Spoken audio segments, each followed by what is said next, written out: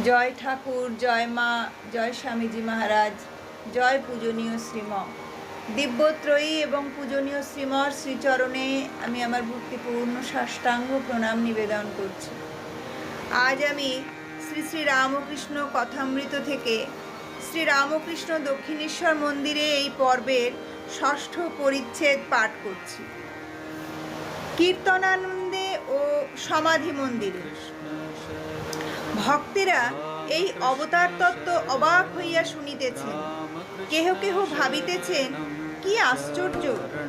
বেদোক্ত অখণ্ড সচ্চিদানন্দ, যাহাকে বেদে বাক্য মনের অতীত বলিয়াছে, সেই পুরুষ আমাদের সামনে 14 পোয়া মানুষ হইয়া আসেন। ঠাকুর শ্রী রামকৃষ্ণ যেকালে বলিতেছেন, সেকালে অবশ্য হইবে। যদি তাহা না হইত, তাহা হইলে রাম রাম করিয়া এই মহাপুরুষের কেন সমাধি হইবে? নিশ্চয় ইনি হৃৎপদ্মে রামরূপ দর্শন করিতেছিলেন। দেখিতে দেখিতে কোন্নগর হইতে ভক্তেরা খোল করতাল লইয়া সংকীর্তন করিতে করিতে বাগানে আসিয়া উপস্থিত হইলেন। মনমোহন, নবাই ও অন্যান্য অনেকে নাম সংকীর্তন করিতে করিতে ঠাকুরের কাছে সেই উত্তর পূর্ব বারান্দায় উপস্থিত। ঠাকুর শ্রী রামকৃষ্ণ প্রেমোন্মত্ত হইয়া তাহাদের সহিত সংকীর্তন করিতেছেন। নৃত্য করিতে করিতে মাঝে মাঝে সমাধি। তখন আবার সংকীর্তনের মধ্যে চিত্রার্পিতের ন্যায় দাঁড়াইয়া আছেন। এই অবস্থায় ভক্তেরা তাহাকে পুষ্পমালা দিয়া সাজাইলেন, বড় বড় গোড়ে মালা। ভক্তেরা দেখিতেছেন যেন শ্রী গৌরাঙ্গ সম্মুখে দাঁড়াইয়া। গভীর ভাব সমাধি নিমগ্ন।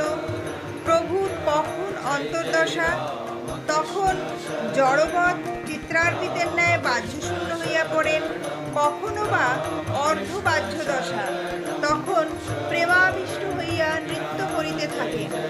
আবার কখনো বা শ্রী গৌরাঙ্গের ন্যায় বাহ্য দশা, তখন ভক্ত সঙ্গে সংকীর্তন করেন। ঠাকুর সমাধিস্থ দাঁড়াইয়া, গলায় মালা, পাছে পড়িয়া যান ভাবিয়া একজন ভক্ত তাহাকে ধরিয়া আছেন।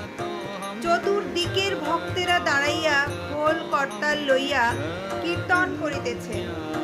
ঠাকুরের দৃষ্টি স্থির, চন্দ্রবদন প্রেমানুরঞ্জিত। ঠাকুর পশ্চিমাস্য। এই আনন্দমূর্তি ভক্তেরা অনেকক্ষণ ধরিয়া দেখিতে লাগিলেন। সমাধি ভঙ্গ হইল। বেলা হইয়াছে। কিয়ৎক্ষণ পরে কীর্তনও থামিল। ভক্তেরা ঠাকুরকে আহার করাইবার জন্য ব্যস্ত হইলেন।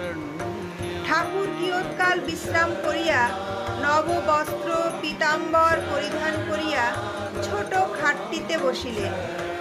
পীতাম্বরধারী সেই আনন্দময় মহাপুরুষের জ্যোতির্ময় ভক্ত চিত্ত বিনোদন অপরূপ রূপ ভক্তেরা দর্শন করিতেছে। সেই দেব দুর্লভ পবিত্র মোহন মূর্তি দর্শন করিয়া নয়নের তৃপ্তি হইল না। ইচ্ছা আরো দেখি, আরো দেখি, সেই রূপসাগরে মগ্ন হই। ঠাকুর আহারে বসিলেন। ভক্তেরাও আনন্দে প্রসাদ পাইলেন। জয় ঠাকুর, জয় মা, জয় স্বামীজি মহারাজ, জয় পূজনীয় শ্রী।